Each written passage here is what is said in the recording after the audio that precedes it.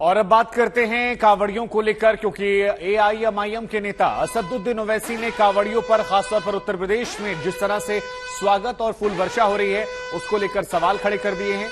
कांवड़ियों पर फूल बरसाने पर ओवैसी की आपत्ति देखने को मिली है। ओवैसी ने सख्त लफ्जों में इसकी मुखालफत की है और इसी को लेकर उन्होंने एक ट्वीट किया है जिसमें अपनी नाराजगी को उन्होंने जाहिर किया है। कांवड़ यात्रा मार्ग में गोश्त बिक्री पर पाबंदी है, ऐसा ओवैसी ने कहा। हमारे सहयोगी अशोक सिंघल ने उनसे बातचीत की।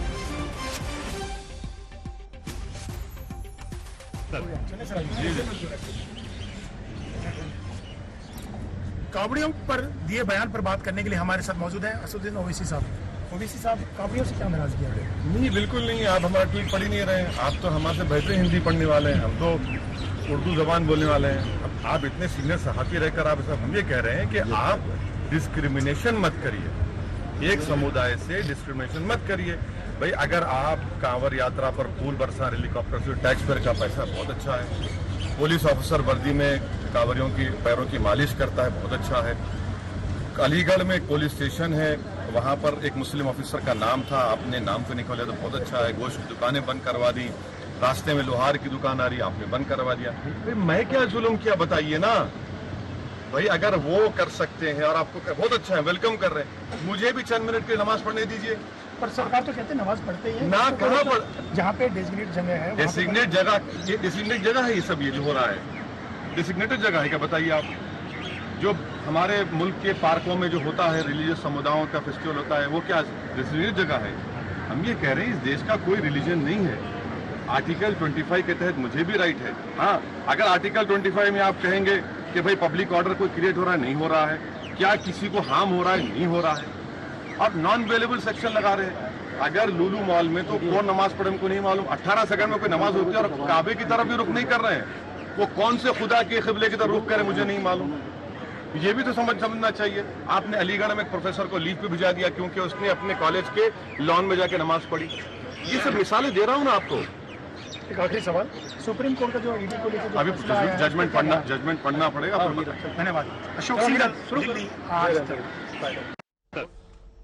तो यहां पर असदुद्दीन ओवैसी ने साफ साफ लफ्जों में कहा कि देखिए किस तरह से भेदभाव किया जा रहा है। पुलिस ने पंखुड़ियों की बौछार की, कांवड़ियों को झंडों से इस्तकबाल किया, उनके पैरों पर लोशन लगाया, उनके साथ इंतहाई शफकत से वो पेश आए। यूपी की हुकूमत ने यात्रा के रास्तों पर गोश्त पर पाबंदी लगा दी है। मुसलमान खुली जगहों पर चंद मिनटों के लिए नमाज अदा करे तो फिर बवाल हो जाता है।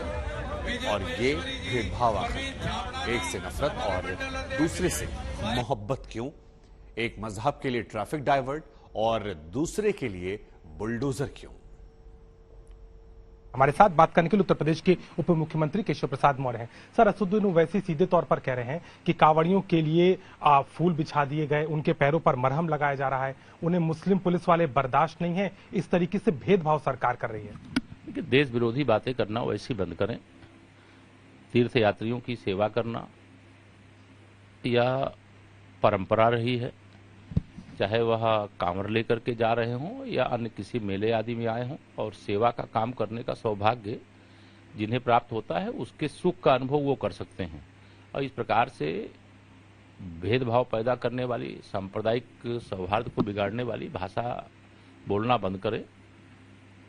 वह केवल एक सूत्रीय एजेंडा लेकर के चल रहे हैं, वोट बैंक अपना खड़ा करने के लिए। लेकिन यह परंपरा जो चल रही है, विशेष तौर से उत्तर प्रदेश में या देश में कहीं पर भी, उसे किसी के बयान के आधार पर बदला नहीं जा सकता है। और ऐसे बयानबाजी से बाज आए, वो राजनीतिक बातें करें, इस प्रकार की बातें करना बंद करें। आए दिन उल्टे सीधे बयान देना यह किसी को अच्छा नहीं लगता। मैं इस बयान की आलोचना करता हूं और कांवड़ियों की जो सेवा है वो जारी रहेगी। सर, बार बार कह रहे हैं कि ट्रैफिक को बदल दिया जा रहा है, लोगों की असुविधा का ध्यान नहीं रखा जा रहा, और दूसरी तरफ दूसरों पर कार्रवाई होती है तो बुलडोजर चला देते हैं। एक पक्षीय कार्रवाई का भेदभाव का आरोप लगा रहे हैं। मैंने कहा ना कि ये जो इस प्रकार की बातें करते हैं, उस बातों का मतलब कोई भी गंभीरता से लेता नहीं। लेकिन वो जहर, मतलब जब भी बोलेंगे जहर ही उगलेंगे, उनकी आदत ये हो गई है। और इस प्रकार की चीजें नहीं करनी चाहिए। और जो परंपरा है, अगर उनको ज्ञान नहीं है इसका, तो वो परंपराओं का अध्ययन कर ले। और हिंदू मुसलमान हर समय हिंदू मुसलमान करते रहते हैं। भारतीय जनता पार्टी है सबका साथ सबका विकास का मंत्र हमारे देश के माननीय प्रधानमंत्री श्री नरेंद्र मोदी जी ने दिया है। हम बिना भेदभाव के सबके साथ न्याय करते हैं, विकास करते हैं और वो करते रहेंगे।